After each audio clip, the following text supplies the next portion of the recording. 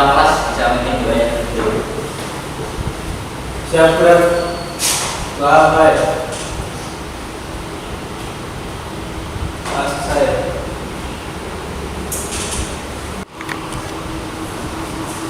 Ya, terima kasih Mas Afif sebagai ketua kelas sudah memimpin doa untuk pagi ini. Ya, pagi ini kita belajar tentang estimasi biaya konstruksi. Oh ya, maaf sebelumnya. Assalamualaikum warahmatullahi wabarakatuh. Karena kita harus mengawali dengan salam dan berdoa ya sebelum mulai apapun. Baik, untuk pembelajaran hari ini kita membahas tentang volume pekerjaan, perhitungan volume pekerjaan. Nah, sebelumnya kita review dulu ya untuk minggu yang lalu dalam pembelajaran estimasi biaya konstruksi. Ada yang masih ingat nggak apa itu biaya estimasi biaya konstruksi yang minggu lalu sudah kita pelajari? Masih ya. Mungkin Mas Afif bisa menjelaskan apa itu estimasi biaya konstruksi? Estimasi biaya konstruksi yaitu perhitungan untuk menghitung suatu biaya konstruksi yang akan dikerjakan. Oke, baik. Masih ingat ya ternyata ya, beri tangan dulu untuk Mas Afif. Ya, saya ulas kembali lagi ya untuk pengertian estimasi biaya konstruksi, yaitu seperti yang di slide ini bisa dibaca lagi, yaitu perhitungan beban biaya yang diperlukan untuk menyelesaikan suatu kegiatan atau pekerjaan sesuai dengan persyaratan atau kontrak. Jadi dalam melakukan perhitungan biaya diperlukan, yaitu yang pertama ada pengetahuan keterampilan teknis estimator seperti membaca gambar, melakukan estimasi perhitungan dan lain-lain. Terus yang kedua ada personal judgment berdasarkan pengalaman dari estimator. Itu untuk ulasan dari minggu yang lalu ya. Untuk selanjutnya kita masuk ke jenis-jenis pekerjaan konstruksi pada minggu ini. Oke, untuk pembelajaran hari ini kita membahas tentang jenis-jenis pekerjaan konstruksi. Yang pertama ada konstruksi gedung, yang kedua ada konstruksi jalan, yang ketiga ada konstruksi jembatan, dan yang terakhir ada konstruksi industri. Nanti apa itu konstruksi gedung, apa itu konstruksi jembatan akan saya jelaskan setelah ini ya. Mungkin ada yang sudah familiar dengan kata-kata tersebut atau kalimat tersebut, konstruksi tersebut. Oh ya, mungkin kalau di mata pelajaran yang lainnya, mungkin yang paling familiar itu konstruksi gedung ya. Siapa? Ya, karena kan sudah ada mata pelajaran yang membawai tentang konstruksi gedung. Ya, saya jelaskan aja ya untuk secara garis besarnya. Konstruksi gedung itu merupakan jenis konstruksi yang sangat familiar jika dibandingkan dengan keempat jenis konstruksi yang ada di sini, yang ada di PowerPoint. Nah, konstruksi gedung ini sudah pasti pernah terjadi di semua kota kecil maupun kota besar, seperti mulai dari sebuah konstruksi fasilitas umum, contohnya bangunan institusional, atau kalau contohnya itu di bangunan DPRD, bangunan gubernur itu yang ada di Jalan Pahlawan. Lalu lembaga pendidikan dan juga sebuah tempat rekreasi. Lembaga pendidikan ya seperti kita sekarang ini, kita ada di sekolah ini merupakan sebuah konstruksi gedung yang terdiri dari beberapa tingkat dan sebuah taman rekreasi yang mungkin di tiap kota sudah ada ya taman rekreasi. Nah, dalam konstruksi di dalam sebuah gedung biasanya akan ditangani oleh seorang arsitek dan seorang insinyur sipil.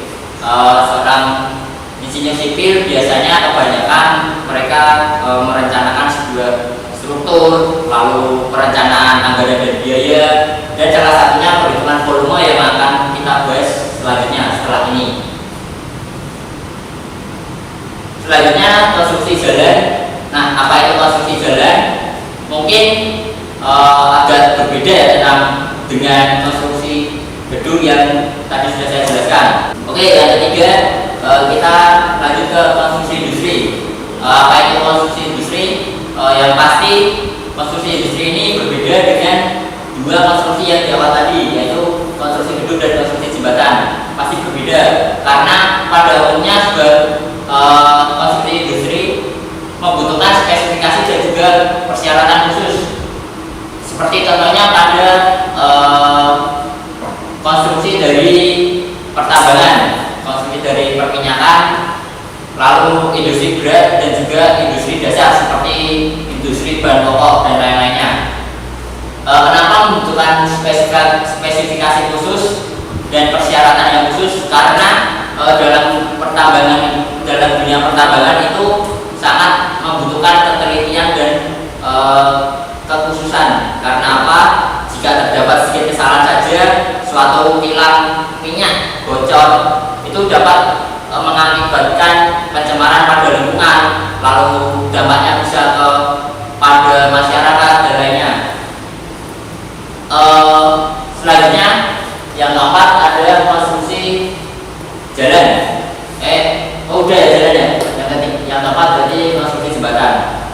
Konstruksi jembatan merupakan suatu konstruksi yang dibangun untuk menghubungkan dua jalan yang terputus karena adanya aliran sungai, adanya jurang, adanya jalan yang curam atau di lembah, lalu harus menghubungkan dari dua gunung. Misal itu ada Gunung Pati dan Tembalang, itu mungkin 10 tahun ke depan akan dibangun sebuah jembatan yang menghubungkan Gunung Pati ke Tembalang.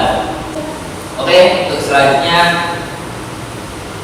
dalam konstruksi ada beberapa tahapan. Secara garis besar tahapan yang dapat disimpulkan yaitu yang pertama tahapan planning, yang kedua ada tahapan desain, yang ketiga tahap pengadaan, dan yang terakhir tahap pengerjaan.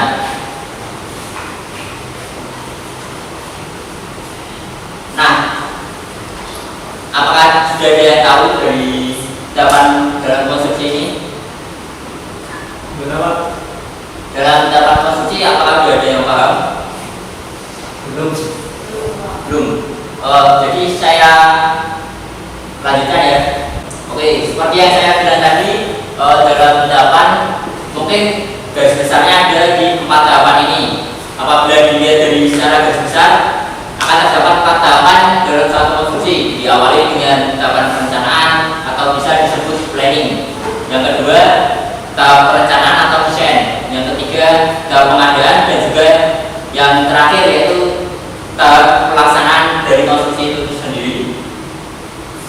Saya jelaskan satu-satu. Untuk tahap perencanaan atau planning yaitu semua proyek konstruksi biasanya dimulai dari gagasan atau rencana yang sudah dibangun berdasarkan kebutuhan atau pihak yang akan terlibat adalah pemilik. Jadi pemilik akan menjelaskan idenya kepada seorang arsitek, seorang insinyur.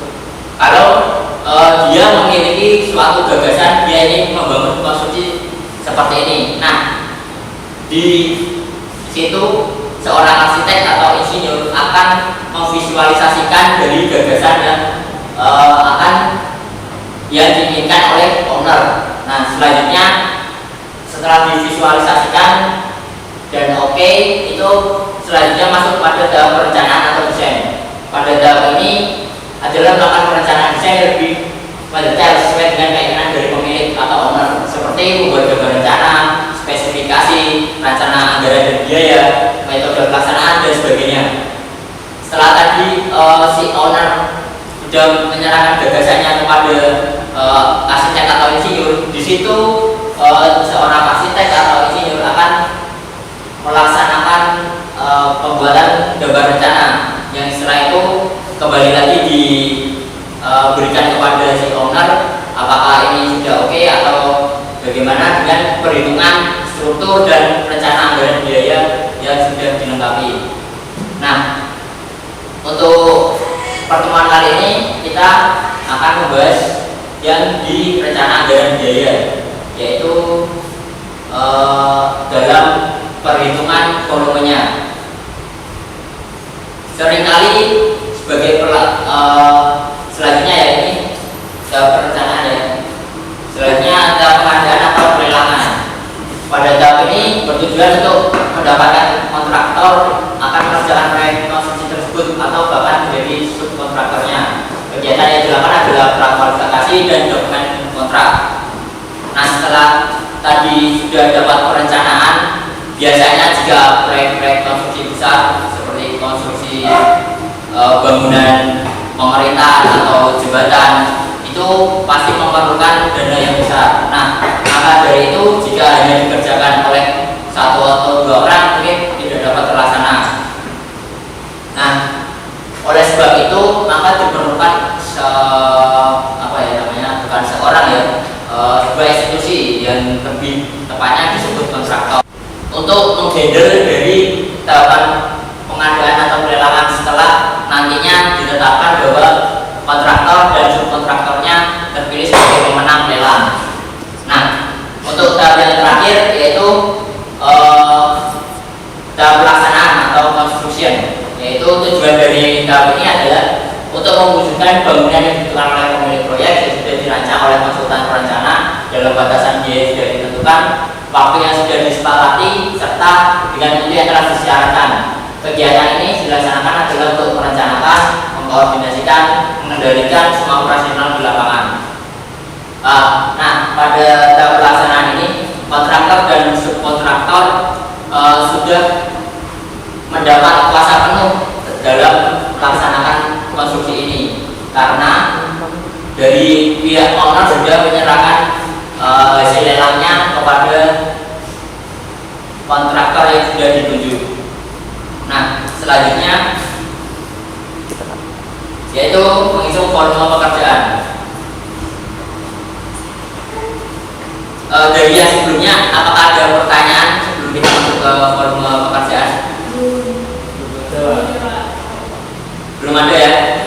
Oke, kita masuk ke volume pekerjaan. Apa itu volume pekerjaan? Yaitu menghitung jumlah banyaknya volume pekerjaan dalam satu satuan. Volume juga disebut sebagai publikasi pekerjaan atau volume yang dimaksud dalam pengertian ini adalah merupakan volume isi sesungguhnya, bukan melainkan volume bagian pekerjaan dalam satu kesatuan. Oke, selanjutnya ini ada contoh volume pekerjaan. Yang pertama, volume pekerjaan fondasi batu kali sama dengan 60 meter kubik. Ada yang sudah tahu maksud dari 60 meter kubik ini? Nah, untuk nomor 1 ini volume pekerjaan fondasi batu kali sama dengan 60 meter kubik, yaitu mempunyai pengertian bahwa volume pekerjaan fondasi dihitung berdasarkan isi, yaitu panjang kali luas kali penampang yang sama. Jadi dihasilkan nanti ukuran itu 60 meter kubik. Yang kedua ada pekerjaan volume atap, yaitu 124 meter persegi, yaitu mempunyai pengertian bahwa volume pekerjaan atap dihitung berdasarkan luas, yaitu luas bidang atap yang terdapat bentuk segi, misal segitiga, persegi panjang, trapesium, atau bentuk-bentuk lainnya yang tidak ada dalam bidang datar. Selanjutnya, yang ketiga ada volume pekerjaan isplang, yaitu 27 meter. Volume pekerjaan isplang dihitung berdasarkan panjang, atau pekerjaan isplang juga dapat dihitung berdasarkan luas. Jadi tidak tahu ya untuk tempat isplang itu terdapat di mana, sudah paham kan? Nah, untuk selanjutnya volume pekerjaan besi, yaitu ada 258 kilo. Kenapa besi bisa banyak? Karena dalam volume pekerjaan besi yang dihitung berdasarkan berat dari besi, yaitu jumlah panjang tulangan dikalikan dengan berat jenis yang bersangkutan. Jadi misal berat jenis besi, ada yang tahu berat jenis besi berapa? Oh, belum tahu. Nanti bisa dibaca di SNI ya. Itu nanti ada berat jenis semuanya, mulai dari beton, besi, kaca, air dan lain-lain. Itu untuk volume pekerjaan besi. Dari contoh di atas diketahui bahwa satuan masing-masing volume pekerjaan berbeda. Volume pekerjaan fondasi itu 60 meter kubik, volume pekerjaan atap 124 meter kubik, lalu pekerjaan volume isplang 27 meter, volume pekerjaan besi 258 kilo, dan yang terakhir volume pekerjaan unit tanam 15 buah. Ini menunjukkan bahwa volume tersebut bukanlah dalam satu satuan, kecuali volume pekerjaan fondasi yang merupakan volume sesungguhnya. Volume pekerjaan tersebut dihitung berdasarkan pada gambar bestek dari bangunan yang akan dibuat. Semua bagian atau elemen konstruksi yang ada pada gambar bestek harus dihitung secara lengkap dan teliti. Untuk apa? Untuk mendapatkan perhitungan volume pekerjaan secara akurat dan lengkap. Silakan keluarkan handphonenya masing-masing atau laptopnya. Silakan dibuka filenya ini yang sudah saya berikan ke ketua kelas untuk bisa di-share dulu. Saya tunggu sampai pembelajaran ini selesai dulu ya. Silakan dikerjakan terlebih dahulu. Jika ada pertanyaan nanti bisa masuk ke depan untuk bertanya. Baik, karena waktu pembelajaran sudah selesai, saya presensi dulu ya. Itu saya hitung aja. Oke, komplit ternyata. Ya, tidak ada yang izin ya. Tidak ada yang sakit, alhamdulillah. Baik, sebelum saya mengakhiri pembelajaran, lebih baik kita berdoa terlebih dahulu. Berdoa, saya persilakan.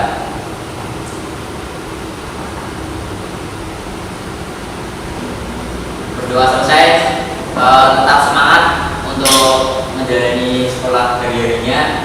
Jangan lupa tetap belajar di rumah. Terima kasih. Wassalamualaikum warahmatullahi wabarakatuh.